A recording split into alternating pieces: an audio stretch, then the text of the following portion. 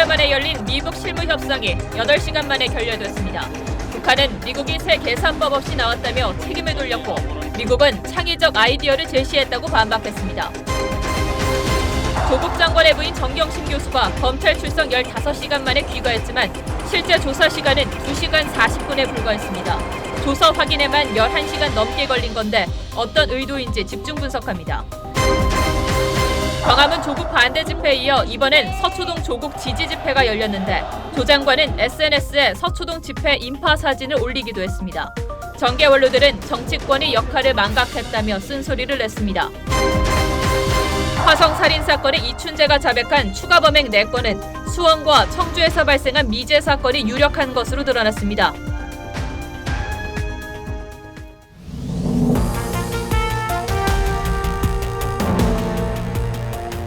여러분 안녕하십니까? 오늘은 북한 비핵화 협상 소식으로 뉴스7 문을 열겠습니다. 하노이 노딜 이후 7개월 만에 열린 실무 협상이 또다시 깨졌습니다. 이제 앞이 잘 보이지 않는 상황이 됐습니다. 미국은 양보안을 냈다는데 북한은 미국이 빈손으로 왔다고 책임을 돌렸습니다. 먼저 박소영 기자가 협상 결과를 정리해드립니다. 7개월 만에 재개된 비핵화 실무 협상이 결국 결렬됐습니다. 협상 시작 8시간 만에 북한 측 김명길 대사가 먼저 협상장을 빠져나왔습니다. 김 대사는 긴급 성명을 내고 미국이 새 계산법 없이 기존 입장만 되풀이했다고 비판했습니다. 이번 협상이 아무런 결과물도 도출해내지 못하고 결렬된 것은 전적으로 미국이 구태의연한 입장과 태도를 버리지 못한 데 있습니다. 김 대사는 핵실험과 미사일 시험 발사를 멈추는 건 전적으로 미국에 달렸다며 연말까지 숙고해보라고 공을 미국에 넘겼습니다.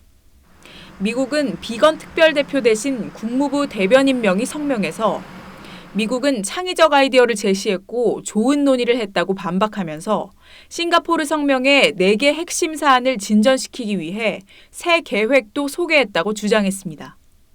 그러면서 2주 뒤 다시 만나라는 스웨덴의 초청을 받아들였다며 북측에도 수락을 제안했다고 밝혔습니다. 양측이 모두 협상 재개 여지를 남겼지만 간극을 좁히지 못한 것으로 확인되면서 향후 험난한 과정이 될 것이란 전망에 무게가 실립니다. TV조선 박소영입니다. 이번 회담에서 굳이 성과를 찾는다면 북한이 먼저 비핵화하는 일은 절대 없다. 이걸 확인했다는 점입니다. 보상이 충분해야 한다는 건데 북한은 ICBM 발사와 추가 핵실험 가능성까지 열어두었습니다. 이채연 기자입니다. 협상 종료 직전 웃으며 기념사진을 찍는 미북 실무협상 대표단. 그런데 북한은 이후 협상 결렬을 발표했습니다. 핵을 포기해야 생존권과 발전권이 보장된다는 주장은 말 앞에 수레를 놓아야 한다는 소리라며 자신들이 먼저 비핵화를 하는 일은 없을 거라고 했습니다. 안전을 위협하고 우리의 발전을 저해하는 모든 제도적 장치들을 완전 무결하게 제거하려는 조치를 취할 때만이 그것을 또 그리고 실천으로 증명해. 레드라인을 넘는 대륙간탄도 미사일 ICBM 시험의 재개도 거론했습니다. 되살리는가 하는 것은 전적으로 미국의 입장에 달려 있습니다. 미국 국무부는 북한의 앞선 논평은 오늘 8시간 반 동안 이뤄진 논의의 내용이나 정신을 반영하지 않고 있다고 했습니다. 한 외교 소식통은 북한이 협상 결렬 기자회견을 미리 준비한 것으로 보인다고 했습니다. 정상회담을 성사시키기 위한 어떤 구실로 삼기 위한 방편으로 나왔을 가능성이 큽니다. 실무 협상이 구체적으로 진전되지 않음을 핑계로 김정은 위원장이 친서를 통해서 탄핵 위기에 트럼프 대통령을 몰아세우겠다는 북한의 전략으로 분석됩니다. TV조선 이채연입니다. 하노이 노딜에 이어 스톡홀름 노딜까지 북한 비핵화 협상이 좀 어렵게 되는 분위기입니다. 신범철 아산정책연구원 센터장과 함께 궁금한 점들 하나씩 짚어보겠습니다.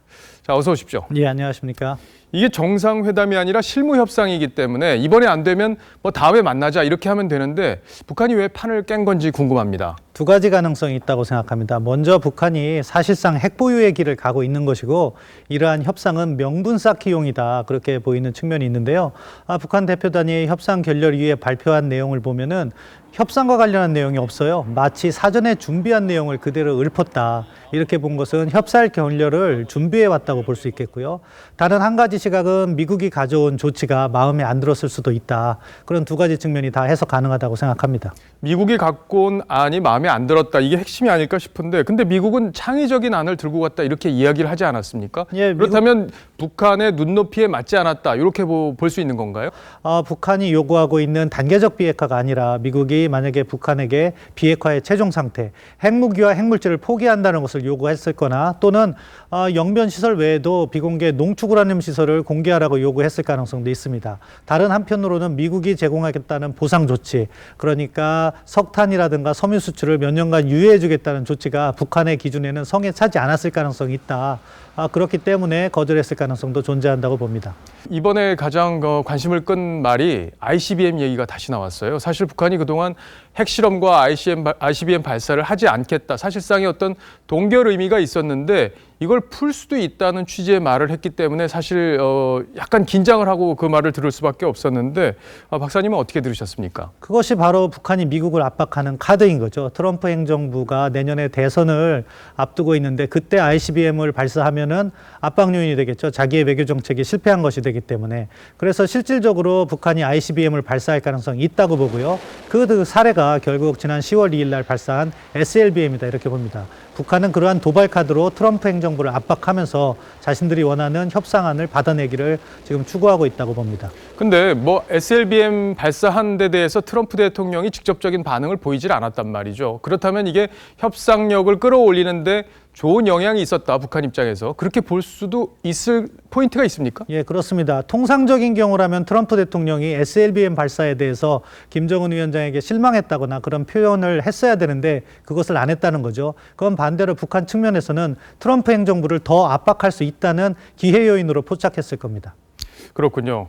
이 트럼프 대통령이 처한 국내 정치 현실, 이것도 지금 북핵 협상과 무관치 않을 텐데 트럼프 대통령이 탄핵 위기에 좀 몰리고 있다는 평가가 나오고 있어요. 그렇다면은 이 북한과의 긴장 관계, 이걸 어떤 국면 돌파용으로 쓸 가능성은 어떻게 보십니까? 충분하다고 봅니다. 지금 트럼프 대통령은 두 가지 극단적인 선택을 할 수 있는 거죠. 하나는 북한에게 대폭 양보해서 타협을 한다거나 다른 한편으로는 2017년과 같은 맥시멈 프레셔, 최대의 압박 상황으로 돌아갈 수 있는데 그 어느 쪽으로 가든지 한반도 상황은 더욱더 불확실해질 수 있다. 이 점을 유의해야 된다고 생각합니다. 예, 예전과 같은 그런 긴장이 다시 온다는 게 사실 걱정이 좀 되긴 하는데 협상이 좀 좋은 방향으로 잘 진행이 됐으면 하는 바람입니다. 자, 잘 들었습니다. 지금까지 신범철 센터장이었습니다.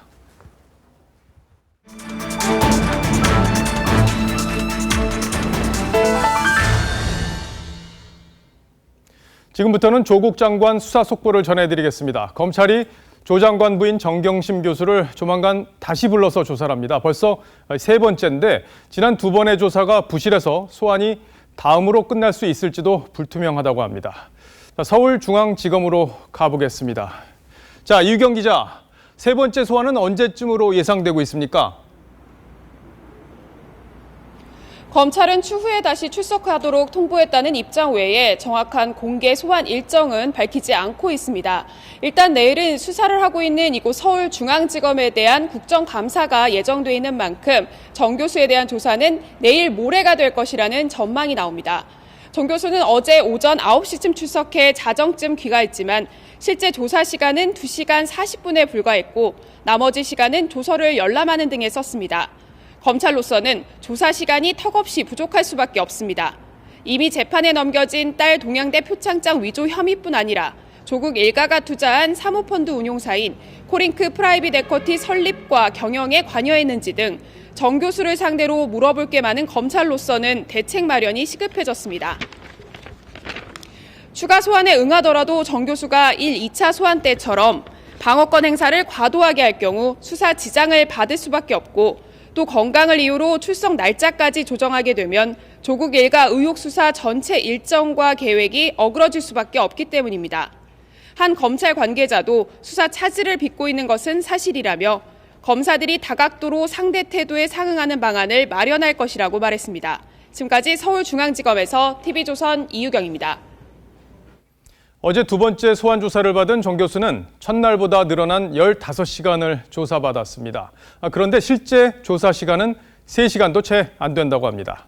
대신 조서를 11시간이나 열람했는데 검찰은 조서를 통째로 외워서 조국 장관 수사 때 방어 논리를 만들기 위한 것으로 보고 있습니다. 계속해서 김태훈 기자입니다. 자신을 둘러싼 모든 의혹을 부인하며 검찰이 부른다면 응해 성실히 조사받겠다던 조국 장관 부인 정경심 교수. 두 차례 소환 조사에서 건강상의 이유 등을 들며 첫째 날 5시간 남짓, 둘째 날 2시간 40분 남짓 조사를 받는데 그쳤습니다. 반면 어제 아침 9시부터 오후 4시까지 그리고 저녁 7시 반부터 자정 무렵까지 11시간 반 동안 조서 열람을 진행했습니다. 검찰 출석 15시간 동안 실제 조사는 2시간 40분밖에 안 된 겁니다. 피의자는 조서 열람을 방해받지 않을 수 있지만 과도하다는 지적이 나옵니다. 검찰의 수사가 좀 편향적이고 잘못되었다. 이런 거를 최대한 강조하기 위해서 좀 의도적으로 그런 것 같습니다. 검찰이 공모관계로 의심하는 조국 장관에 대한 수사를 대비해 검찰의 질문을 암기하기 위해 시간이 걸렸다는 분석도 나옵니다. 검찰은 열람 시간에 대한 언급은 자제하면서도 혐의 입증에는 자신을 보였습니다. 한 검찰 관계자는 피의자들은 재판 과정에서 말을 바꾸기 일쑤라며 진술 조서에 큰 의미를 두지 않는다고 말하기도 했습니다. 피의자를 포토라인에 세우지 않는다는 검찰 개혁안의 첫 번째 수혜자가 된 정경심 교수. 조사 자체도 이례적으로 대응하면서 황제 조사 논란을 증폭시키고 있습니다. TV조선 김태훈입니다. 조국 장관 지지자들의 검찰 비난이 선을 넘고 있습니다. 조 장관 자택을 압수수색한 여검사의 신상이 공개됐고 이 어린이들이 부르는 검찰 비난 동요까지 유튜브에 공개됐습니다. 백연상 기자입니다. 지난달 23일 조국 법무부 장관은 자택 압수수색 당시 수사검사와 직접 통화를 했습니다. 장관은 압수수색을 시작한 검사 수사팀장과 전화한 사실은 인정하시는 거죠? 예, 인정합니다. 통화 직후 현장 검사가 심히 부적절하다고 느꼈다는 사실이 알려지자 조 장관 지지자들은 해당 검사를 색출하기 시작했습니다. 조 장관이 직접 통화한 사람은 다른 검사였지만 압수수색 당시 유일한 여검사였던 김모 검사가 표적이 됐습니다. 지지자들은 김 검사의 학력, 출신, 나이 등 신상 정보를 올리더니 외사부 출신이라는 점을 들어 명품 등을 찾기 위해 특화된 외사부 출신 여검사를 보내 도덕적 흠결을 만들겠다는 의도라고 주장했습니다. 검찰 내부 비판을 쏟아내고 있는 임은정 부장검사와 외모를 비교하는 글도 나왔습니다. 윤석열 검찰총장에 대한 원색적인 비난 동요까지 등장했습니다. 11명의 청소년들이 등장하는 유튜브 영상에는 산토끼, 곰 3마리 등 유명 동료를 개사해 윤 총장과 자유한국당, 특정 매체를 비난하고 있습니다.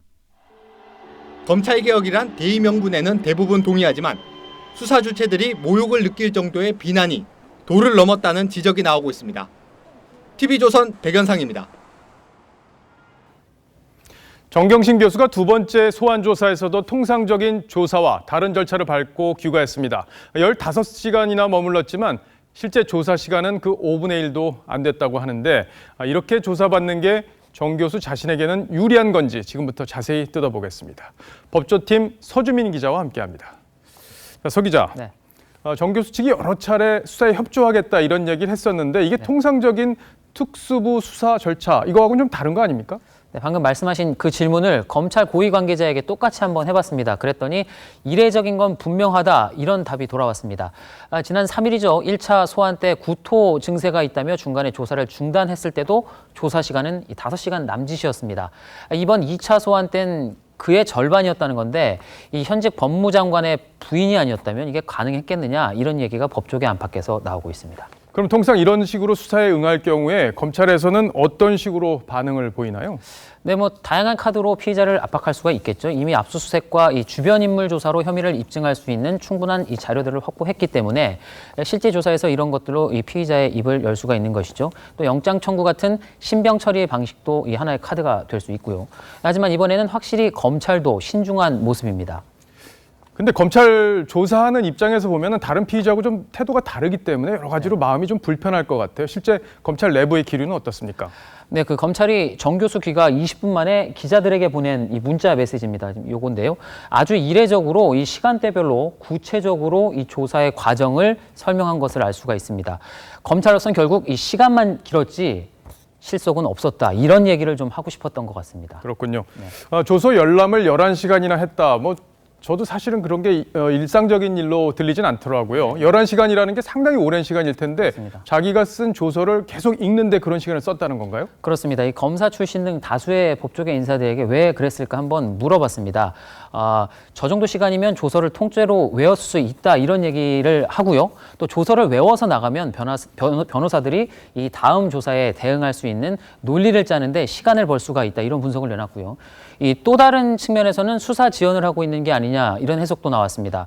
이 시간이 지나면 비난 여론이 수그러들면서 장외에서는 무리한 수사라는 여론이 강해질 수 있다는 겁니다. 그럼 1차 조사 때는 아파서 일찍 갔다 이렇게 우리가 알고 있는데 2차 조사 때는 건강엔 문제가 없었습니까? 네, 장시간 조서 열람까지 한 것을 보면 이번엔 지난번 정도까지의 건강 호소는 없었던 것 같습니다. 다만 이 길지 않은 시간이었지만 혐의 대부분은 부인한 것으로 알려졌습니다. 근데 부인한다. 이게 사실은 검찰이 사전에 여러 가지 조사들을 해놓고 압수수색까지 해놓고 기다리고 있는 상황이었을 텐데 부인하는 게 전략상으로 볼 때 유리한 건가요? 그게 꼭 그렇다고만 볼 수는 없습니다. 검찰 수사, 특히 특수부 수사에서 본인 혐의를 직접 자백하는 경우는 거의 없습니다. 객관적인 물증이나 이 증거 서류로 범죄를 입증하는 게 대부분이라는 거죠. 이 한명숙 전 총리의 사례가 대표적입니다.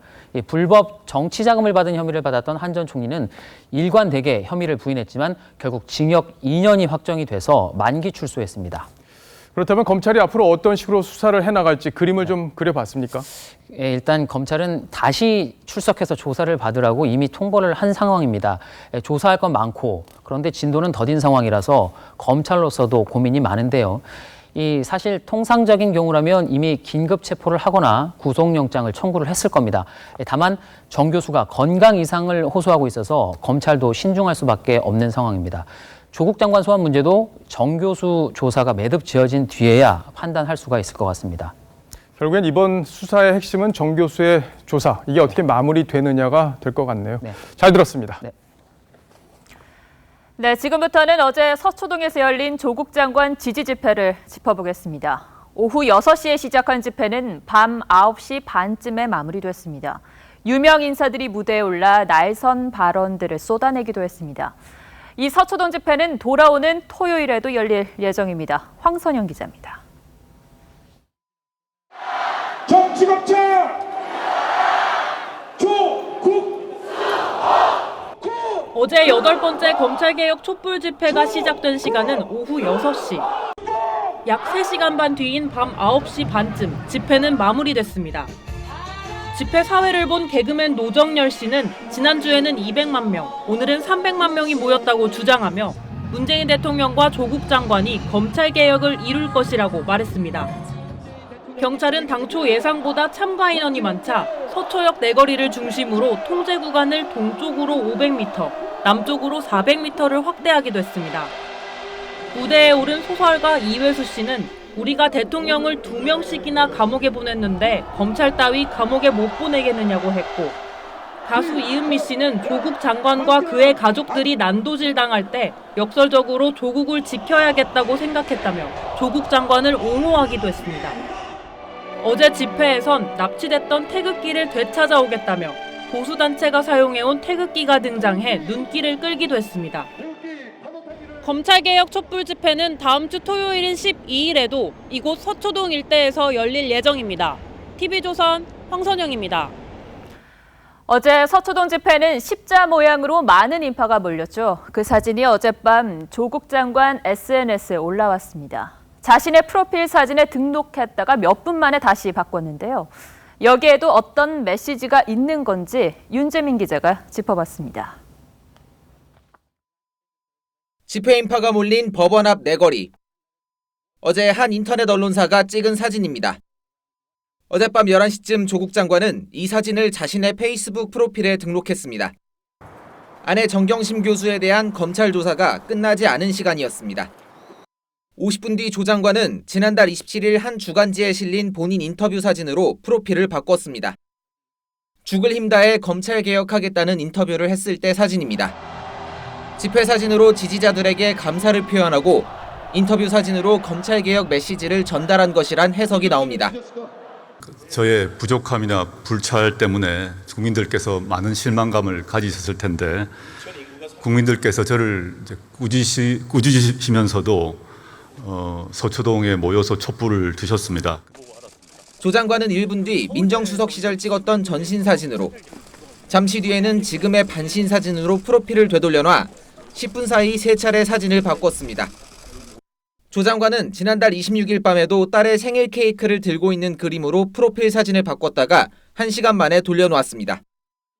정 교수가 딸아이의 생일이었는데 아들이 소환되는 바람에 전 가족이 둘러앉아 밥 한 끼를 못 먹었다는 글을 올린 다음 날입니다. 당시의 프로필 사진은 조 장관을 지지하는 서초동 촛불 집회 홍보에 사용됐습니다. TV조선 윤재민입니다. 저희가 집회 소식을 계속 전해드리고는 있습니다만 조국 장관을 둘러싸고 2개의 광장으로 나뉜 지금의 모습은 참 마음이 아프기도 합니다. 그럼에도 얼마나 국민들이 극명하게 갈리고 있는지, 또 각 집회에서 어떤 목소리를 내고 있는지 다시 한번 깊이 생각해 주길 바라면서 두 집회 모습에 오늘의 포커스를 맞춰봤습니다.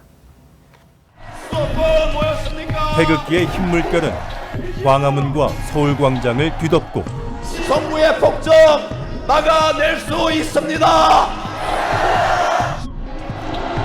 검찰개혁이 적힌 노란 팻말은 대검찰청 앞에 물결칩니다.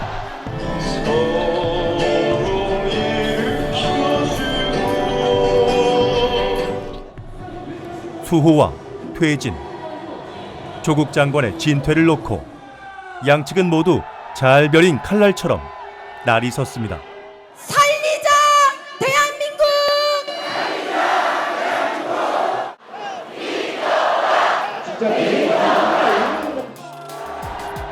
집회의 양상도 양측이 참 다르죠.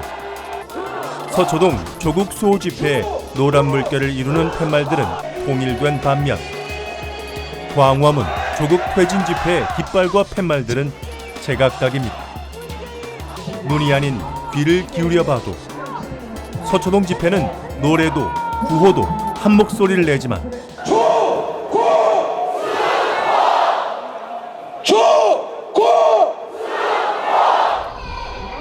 광화문은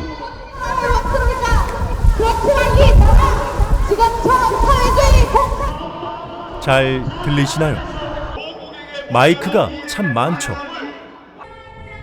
하나의 주최 측 진행에 따라 일사불란하게 움직이는 조국 수호 집회와 여러 단체, 다양한 시민들이 각자 자기 색깔을 내는 조국 퇴진 집회의 차이입니다. 이 때문에 조국 퇴진 집회에선 참가자들이 여러 곳에 흩어져 집회를 하고 광장을 빠져나와 골목길 곳곳에서 쉬거나 따로 행동하는 사람들도 많죠. 이에 반해 조국 수호 집회는 하나의 큰 공간에서 긴 덩어리를 이루는 특징을 보입니다. 양측에 나눠선 정치인들은 서로 자기 집회의 자발성을 강조하고 다른 편은 정치적 동원이라 말합니다. 각 지역위원회별로 300명, 400명씩 버스로 사람을 동원하고 공당에 이런 일이나 해서야 되겠습니까?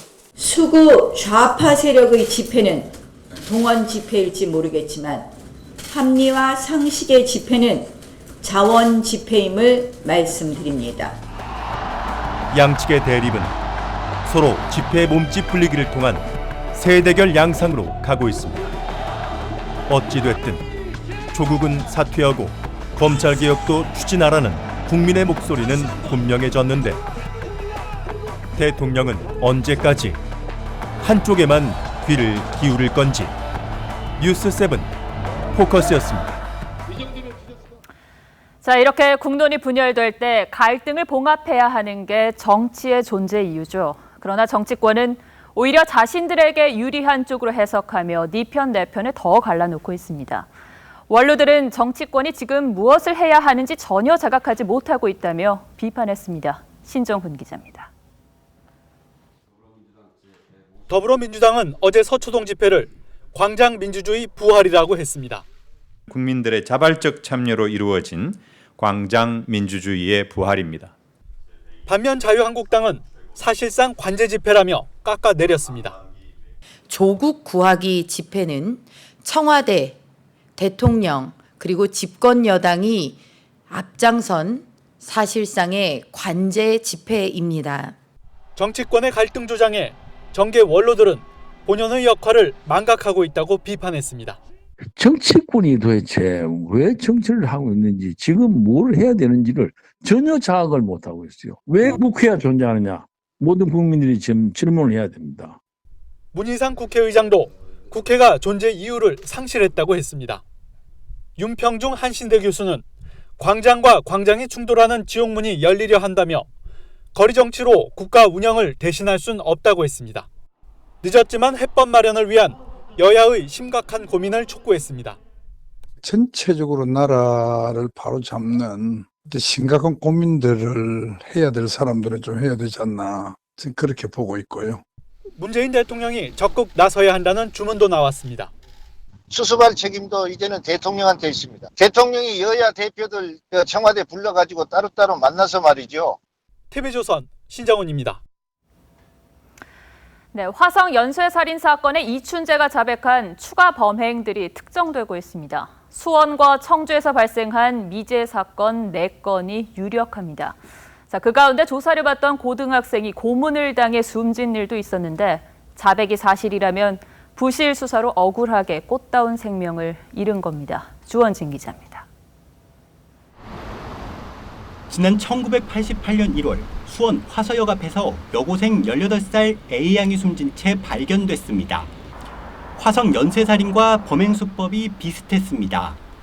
당시 경찰은 고교생 16살 B군이 용의자라며 지하실에서 포승줄로 묶은 채 폭행했습니다. B군은 결국 숨졌고 사건은 미궁에 빠졌습니다. 다른 말 안 한다고 하루만 해주지 못하면 되지. 수원에서는 1년 뒤에도 여고생이 숨진 채 발견됐습니다. 이때도 경찰은 금처 남학생들을 의심했습니다. 얘기로는 그 애네들인데 증거가 없어서 못 잡는다고. 근데 걔네들이 그렇게 잔인하게는 못 죽이지, 애들이니까. 이 사건도 미제로 남았습니다. 당시 경찰은 피해 여고생이 다니던 학교의 수사본부를 차려 주민들의 원성을 샀습니다. 당시 경찰은 범행 수법이 조금 다르고 장소가 수원이라 연쇄살인과 무관하다고 판단했습니다. 이춘재는 수원 여고생 살인 2건이 자신의 범행이고 91년과 92년 충북 청주에서도 여성 2명을 살해했다고 진술한 것으로 알려졌습니다. 당시 경찰은 청주에서 난 2사건도 지역이 다르다며 연쇄살인 수사에서는 제외했습니다. TV조선 주원진입니다. 범인이 잡힌 화성 8차 사건도 이춘재가 자백했죠. 당시 경찰은 범인을 잡으면서 과학 수사에 쾌거라고 했다는데 지금에서 보면 그 근거가 너무도 빈약해 현재는 전혀 쓰지 않는 기법이라고 합니다. 오선율 기자입니다. 한국 사법사상 첫 채모 증거 채택, 방사성 동위원소 감정을 통한 수사. 경찰은 지난 1989년 과학수사로 화성 8차 사건을 해결했다고 밝혔습니다. 당시 경찰은 13살 박모양이 숨진 화성 8차 사건 현장에서 채모 8개를 발견했고 22살 윤모 씨와 일치한다며 구속했습니다. 경찰은 윤 씨의 자백도 받았습니다. 윤 씨는 유죄 판결을 받고 교도소에서 20년을 복역했습니다. 그런데 유죄 선고의 핵심 증거였던 채모 검사는 지금은 사용하지 않는 기법으로 드러났습니다. 국과수 관계자는 당시 사용한 방사성 동위원소 감정은 DNA 분석처럼 동일인을 확신할 수 없어 지금은 사용하지 않는 방법이라고 밝혔습니다. 과학적인 방법이 아니란 설명입니다. 또 다른 국가수 관계자도 당시 과학기술로는 제대로 검사하기 어려운 방법이라고 견해를 밝혔습니다. 당시에 증거가 자백밖에 없었다면 제일 큰 이제 문제가 바로 그거죠. 8차 사건의 범인으로 지목됐던 윤 씨는 1989년 2심 재판부터 당시 자백은 고문으로 한 허위라고 주장해왔습니다. TV조선 오순열입니다.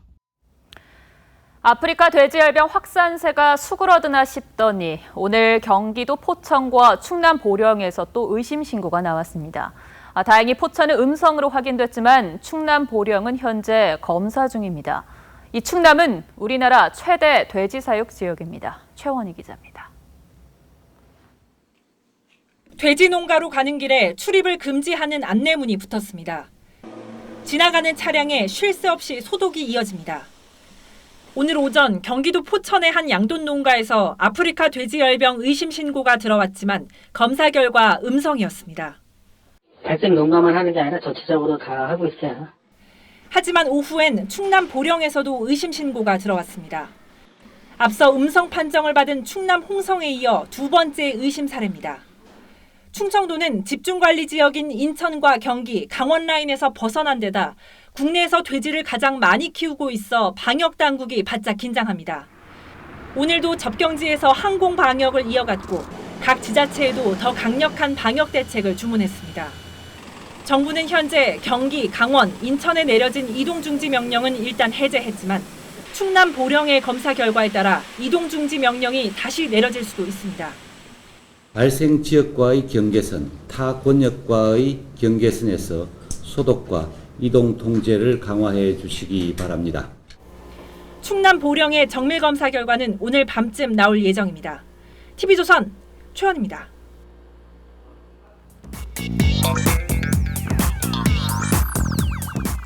궁금한 뒷이야기를 들어보면서 물음표가 느낌표로 바뀌는 뉴스의 재구성, 뉴스야 시간입니다. 일요일은 자칭 얼짱 기자, 정치부의 윤태영 기자와 함께합니다. 어서 오십시오. 지난주는 타칭으로 해주시더니. 예. 자, 첫 번째 물음표부터 볼까요? 네. 자, 조민이 울린 여대생, 오늘의 첫 번째 물음표입니다. 조민, 조국 장관의 딸이죠? 그렇습니다. 그제 보니까 스스로 이름을 공개하고 라디오에 인터뷰를 했던데요. 맞습니다. 지난 4일 이 조국 장관의 딸 조민 씨는 라디오에 출연해서 자신의 억울함을 호소했는데요. 그 목소리 직접 듣고 오겠습니다. 저는 봉사활동이나 인턴을 하고 나서 받은 것을 학교에다가 제출했습니다. 위조를 한 적도 없습니다. 집에서 서울대 인턴했다. 따옴표 안에 들어가 있는 이런 말을 한 적은 있습니까? 없습니다. 이 조민 씨가 받고 있는 혐의가 동양대 총장 표창장을 위조한 의혹, 여기에 연루가 돼 있다는 거잖아요. 그렇습니다. 그 부분에 대해서도 직접 해명을 했습니까? 그렇지는 않습니다. 지금 뒤에 보시는 것이 이 조국 법무장관 아내인 정경심 교수의 혐의인데요. 모두 10가지입니다. 근데 지금 사문서 위조, 그리고 위조 사문서 행사 이런 것들은 조민 씨도 이 부분에 대해서는 혐의가 자유로울 수는 없는 상황입니다. 물론 이 같은 핵심 의혹에 대해서는 라디오 진행자도 질문을 하지 않았고, 그리고 조민 씨도 거기에 대해서 답변을 하지도 않았습니다. 그냥 서울대에서 인턴을 했기 때문에 억울하다는 주장만 반복해서 말을 했습니다. 그렇군요. 근데 지금 조민 씨 어머니 정경심 교수가 몸이 안 좋아서 검찰 수사 제대로 못 받고 있는 그런 상황으로 알려져 있는데 딸이 그 부분에 대해서도 언급을 했습니까? 그렇습니다. 그 부분에 대해서는 아주 적극적으로 해명을 했습니다. 직접 조민 씨의 목소리 들어보겠습니다. 저희 어머니 건강 상태가 좀 많이 안 좋습니다. 예전에 대형 사고 후유증으로 항상 힘들어 하셨었는데 최근에 좀 이번 일로 악화가 된 상황이어서 걱정이 많이 되고요. 자, 결국은 자신은 아무 죄가 없고 또 어머니도 이 없는 죄를 덮었을까 봐 걱정이 돼서 인터뷰에 응했다, 이렇게 주장을 하고 있습니다. 근데 제목에서 우리가 봤던 여대생, 조민이 울린 여대생이라는 이 여대생은 어떤 분입니까? 자, 이제 이 여대생은 그제 국회 국정감사에 참고인으로 출석한 고려대 대학원생 임효정 씨인데요. 임 씨는 이 조민 씨 때문에 나왔다고 말을 했습니다. 어떤 억울함을 호소했는지 영상으로 확인해 보겠습니다. 저는 누구 자녀는 2주 만에 쓰는 논문을 우리는 이렇게 어렵고 붙들고 있으니 반성하자며 자조하고 허탈했습니다. 또 더군다나 신청하지 않은 장학금을 받았다는 것에 정말 기가 막혔습니다. 이 조국 사태를 보는 젊은이들의 상실감을 좀 표현한 것 같은데 저도 사실 공부를 뭐 잘하는 편이 아니어서 장학금을 못 받았었는데 열심히 하는 학생들 입장에서는 장학금을 누구는 받고 신청 안 해도 받고 본인은 못 받았다. 이 상실감이 상당하겠습니다. 굉장히 좀 상실감이 클 텐데요. 조민 씨는 신청도 하지 않았는데 하지도 않았다는 대학원 장학금을 서울대에서 2번 받고 부산대 의전원에서 6번이나 받았습니다. 자, 임효정 씨는 학비와 생계비 걱정에 교내에서 열리고 있는 조국 사퇴 집회에도 못 나갔다고 말을 했는데요. 직접 들어보겠습니다. 학생들은 정말 분하고 답답하고 100번, 1000번 외치고 싶지만 당장 저는 근무 시간이 겹치고 당장 눈앞에 학비와 생계 걱정을 두고 있고 이 울먹이는 모습이 참 안타까운데 이 조민 씨가 의학 논문의 제일 저자로 등재가 됐던 것도 이 국감장에서 논란이 됐었다고요. 그렇습니다. 서정욱 서울대 병리학과 교수가 날카롭게 지적을 했는데요. 영상으로 확인해 보겠습니다. 본인이 무식해서 그런 분야에 너무 알지 못해서 그런 거니까 참 안타깝다고 생각합니다. 열심히 노력하면 다 잘 될 거다 이런 믿음이 있었을 텐데 기성세대로서 저도 좀 미안한 마음이 듭니다. 그렇습니다. 그래서 오늘 첫 번째 느낌표는 이 공정사회를 추구하는 문정권에서 과연 정의는 어디로 갔을까 해서 정의는 어디로의 느낌표를 찍어봤습니다. 예, 많은 분들이 공감하지 않을까 싶습니다. 자, 다음 주제로 가볼까요? 다음 주제 물음표는 뭔가요? 자, 다음 주제는 이의 신중함은 득 혹은 독라는 주제에 저 오얀리자 어느 분의 성씨인가요? 이낙연 총리의 이씨입니다. 이낙연 총리의 얘기거든요. 자, 조국 정국에서 지금 이낙연 총리의 신중함을 놓고 정치권에서 말들이 참 많습니다. 자, 이번 코너는 이 총리가 조국 정국에서 왜 존재감을 키우지 못하고 있는지 이 의문점에서 출발을 해보도록 하겠습니다. 근데 사실 조국 장관 의혹이 굉장히 컸기 때문에 이 총리로서는 얼마든지 문제를 제기할 수 있었고 그리고 본인도 대통령한테 임명에 반대했다는 취지의 얘기를 하지 않았습니까? 그렇습니다. 그런 취지의 이야기를 국회 대정부 질문에서 이야기했는데요. 대정부 질문 때의 목소리 들어보고 오겠습니다. 최종 임명 때는 제 의견을 대통령께 충분히 말씀드렸고 대통령의 최종적 판단은 존중해 드리는 것이 옳다고 판단했습니다. 근데 지금 들어보면은 아주 구체적으로 반대했다 이런 얘기는 하지 않고 애둘러서 좀 얘기를 하는 건데 왜 이렇게 분명하게 얘기를 못 하는 거죠? 문재인 대통령이 이 조국 장관 임명을 강행한 것은 사실은 차기 대권 주자로 이 조 장관을 키우겠다는 그 부분이 이제 확인이 된 건데요. 이게 바로 이제 정치권에서 보는 지금 현재 시각입니다. 때문에 이런 의지가 확인이 된 뒤부터는 여당에서도 다른 말이 전혀 나오고 있지 않습니다. 예, 그러네요. 네. 근데 대선 지금 주자 여론조사를 해보면은 이낙연 총리가 좀 앞서는 그런 상황이잖아요. 그렇다면은 조국 장관을 차기 후보로 대통령이 생각하고 있다. 본인 입장에서는 좀 서운할 수도 있을 텐데 그렇다면은 더더욱 뭔가 좀 치고 나갈 그럴 여건이 된다 이렇게 판단할 수도 있는 거 아닌가요? 그렇습니다. 판을 흔들어 볼 이런 유혹을 받기도 했을 텐데요. 조 장관에 대한 여론이 워낙 악화된 데다가 또 호남 지역에서는 이 총리가 갖고 있는 인지도를 감안한다면 충분히 가능한 일이었습니다. 자, 그래프를 보면서 설명해 드리겠습니다. 자, 한국갤럽이 지난주 발표한 여론조사를 보면은 차기 정치 지도 선호도에서 이낙연 총리가 22%로 월등히 앞서고 있는 1등입니다. 자, 근데 조국 후보는 지금 5%에 불과한 상황이기 때문에 격차가 굉장히 크죠. 근데 이걸 호남 지역으로 가보면은 좀 더 차이가 극명하게 갈립니다. 그러니까 전국의 지지도는 22%와 5%지만 호남 지역으로 가면은 33%와 8%로 그 격차는 더 커지기 때문에 충분히 판을 흔들 수 있는 가능성이 있었지만 흔들지 않았습니다. 근데 호남에서도 지금 조 장관 임명에 대해서는 사실 긍정적으로 보는 거고 이 부분에 대해서 호남 지역이 사실상의 캐스팅 보트를 쥐었다 이렇게 평가할 수도 있는데 만약에 이 총리가 비판을 했다, 조 장관을. 그러면 호남 지역 민심도 좀 흔들리지 않았을까요?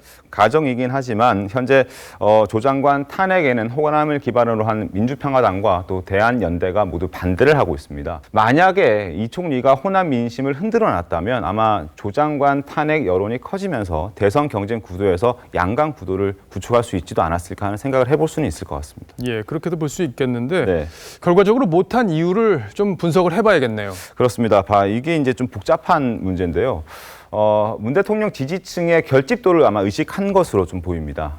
당에서 대선 후보로 선출이 되려면 문 대통령 팬들의 지지를 얻지 못하고는 좀 어려운 상황이고 아직은 대통령의 지지율이 추락하고 있지 않기 때문에 지금은 이 치고 나갈 타이밍이 아니라고 보는 듯합니다. 자, 이 총리가 어쨌든 간에 대권의 꿈을 꾸고 있다면 언젠가는 친문과 각을 세워야 할 겁니다. 네. 그런 복잡한 계산이 있었군요. 그렇습니다. 자, 이번에 느낌표는 그럼 어떻게 해야 될까요? 혹시 앵커께서는 오늘 느낌표 어떻게 좀 생각하세요? 오늘 느낌표요? 네. 좀 어려운데 어쨌든 뭐 줄타기는 하고 있는 것 같습니다. 이 총리가. 그렇습니다. 예. 줄타기의 맥락에서 오늘의 느낌표는 어정쩡한 줄타기로 저도 생각을 해봤습니다. 어정쩡하다. 줄타기는 네. 줄타기인데 어정쩡하다. 뭐 그건 보는 분들에 따라 시각이 여러 가지가 있을 텐데 정치권 내부의 깊숙한 이야기를 우리 윤태영 기자가 잘 취재를 해줬습니다. 네. 수고했습니다. 잘 들었습니다. 네. 네, 다음 뉴스입니다. 우리 군이 사용하는 공용 화기 가운데 가장 가벼운 60mm 박격포가 퇴역을 앞두고 있습니다. 총의 존재로 검이 점차 사라진 것처럼 우리 무기 체계도 더 고도화되면서 달라졌다는 뜻이겠죠. 박재훈 기자의 단독 보도입니다. 총탄과 포탄이 빗발치는 전장, 포구에 고폭탄을 집어넣으니 정확히 적군에 명중합니다. 우리 군이 현재 사용하고 있는 공용 화기 중 보병이 휴대할 수 있는 가장 가벼운 무기 60mm 박격포입니다. 1948년 육군에서 가장 먼저 사용하기 시작해 한국전쟁과 월남전에서 크게 활약하며 우리 군에 이바지한 무기입니다. 중대급의 화력 지원 무기인 60mm 박격포의 역할은 앞으로 대대급의 화력 지원 무기 81mm 박격포가 지원하는 방식으로 바뀝니다. 81mm 박격포는 지난 8월 레이저와 GPS를 활용해 사격 정보를 자동 산출하도록 개량되고 무게도 가벼워졌습니다. 국방개혁 2.0에 따라 연대에서 여단으로 재편되는 부대들은 기존의 4.2인치 박격포가 아닌 105mm 차륜형 자주포를 사용하게 되고 대대는 연대에서 사용하던 4.2인치 박격포를 81mm 박격포와 혼용합니다. 최첨단 사격 기재들이 같이 탑재가 되기 때문에 정밀도 또한 높아져서 육군 대대의 화력이 그만큼 정밀하고 강화될 것으로 보여지고 있습니다. 육군은 다만 일부 특수부대에서는 60mm 박격포를 계속 사용할 예정이며 일선 부대에서 물러나는 60mm 박격포는 예비 동원군에서 활용하는 방안을 검토 중이라고 했습니다. TV조선 박재훈입니다. 서울 중심을 둘러싼 한양도성. 어둑한 밤에 걸어본 적 있으신지요? 역사적인 설명과 함께 운치까지 더해져서 또 다른 매력이 있다는데요. 구민성 기자가 다녀왔습니다. 어두운 밤 환히 빛나는 흥인지문 앞으로 사람들이 옹기종기 모여듭니다. 손전등과 안전팔찌를 차고 한양 도성길을 따라 떠나는 역사 여행에 설렘을 감추지 못합니다. 성곽에서 서울 야경을 본 적이 한 번도 없는데 그것도 너무 기대되고 너무 좋을 것 같습니다. 성곽을 따라 걷다 보면 웅장한 도성과 함께 남산타워와 강 건너 고층 건물까지 서울 시내 야경이 한눈에 들어옵니다. 참가자들은 흥인지문을 출발해 이곳 한양 도성을 따라 낙산 정상까지 이동했습니다. 서울 한복판을 품에 안은 듯 낙산공원 전망대에서 보는 성곽은 빼어난 자태를 뽐냅니다. 이 각도 또한 그냥 이렇게 만든 게 아니라 내 몸을 적으로부터 숨기면서 적을 공격할 수 있는 각도가 바로 이 각도입니다. 예로부터 한양도성을 걸어서 한 바퀴 돌면 과거에 급제한다는 말이 있어 과거 시험을 보러 온 선비들이 이 길을 걸었다고 전해집니다.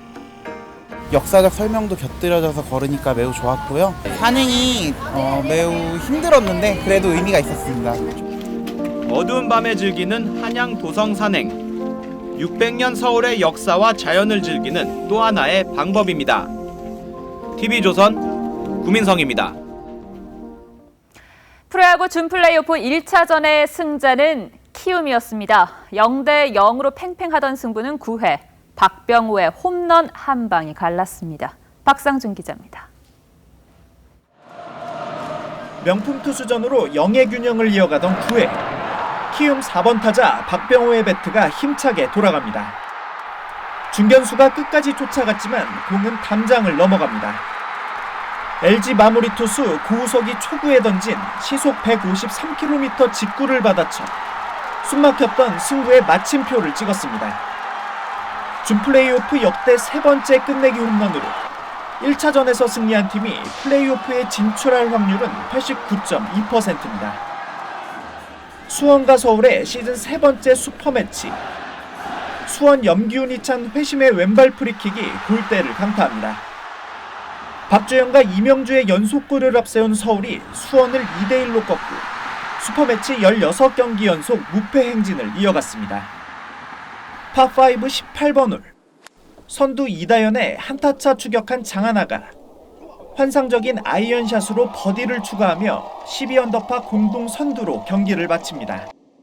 이어진 이다연의 파퍼팅이 홀을 벗어나면서 짜릿한 역전 우승의 주인공이 됐습니다. 시즌 첫 우승이자 KLPGA 통산 11승째를 기록한 장하나는 우승 상금 3억 7,500만 원을 거머쥐었습니다. 1라운드에서 어퍼컷과 훅으로 다운을 빼앗아낸 한국계 복서 글로프킨. 국제복싱연맹 미들급 타이틀전에서 제레비안첸코의 3대0 판정승을 거두며 1년 1개월 만에 챔피언 벨트를 되찾았습니다. TV조선 박상준입니다.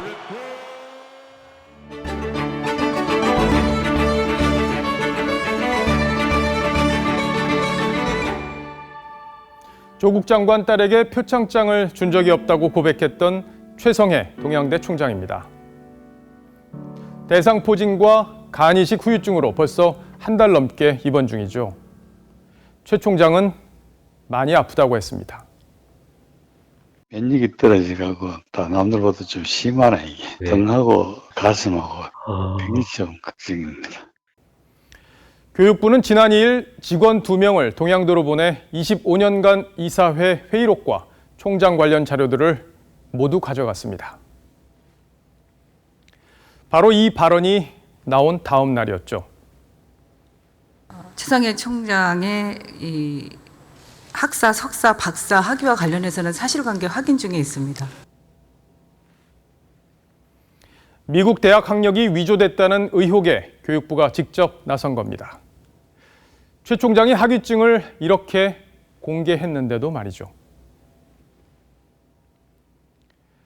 교육부는 조 장관 자녀의 입시 비리 의혹이 불거진 고려대와 연세대 그리고 부산대는 조사하지 않고 있습니다. 최 총장은 정권에 찍힌 것 같다며 학교의 미래를 걱정했습니다. 그는 교직원들이 좋게 가자고 했지만 교육자로서 학생들에게 양심과 정의를 가르쳐야 한다고 말했습니다. 이제 우리는 아이들에게 뭐라고 가르쳐야 할까요? 진실은 고통스러우니 외면하라고 해야 할까요? 아니면 권력에게는 무조건 머리 숙이는 게 현명한 거라고 해야 할까요?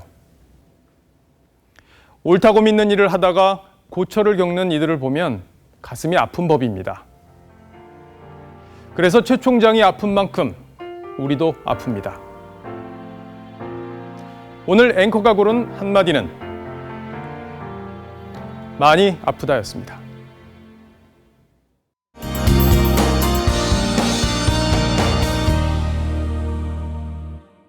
내일 날씨는 오늘과는 많이 다르겠습니다. 일단 우산이 필요하겠는데요. 전국에 비 소식이 있습니다. 최고 20에서 40mm로 예상되는데요. 아주 적은 편은 아니어서 운전하실 때 조심하셔야겠습니다. 이렇게 비가 오면서 내일 한낮에는 서늘하다 못해 쌀쌀하게까지 느껴지겠습니다. 서울이 16도 등으로 오늘보다 5도 정도 낮을 텐데요. 옷을 좀 도톰하게 입으시는 게 좋겠네요. 해상에서도 내일 비가 오겠고요. 물결은 최고 2.5m까지 약간 높게 일겠습니다. 모레부터는 다시 맑은 하늘이 드러나겠고요. 당분간 아침과 낮의 기온차가 크겠습니다. 한편 19호 태풍 하기비스는 괌 동쪽 해상에서 오키나와 쪽으로 이동 중입니다. 아직 우리나라에서는 매우 멀리 떨어져 있어서 더 정확한 정보는 시간이 지나야 알 수 있겠습니다. 날씨였습니다. 주말 뉴스7은 여기서 마칩니다. 저희는 다음 주 토요일 7시에 찾아뵙겠습니다. 시청해주셔서 고맙습니다.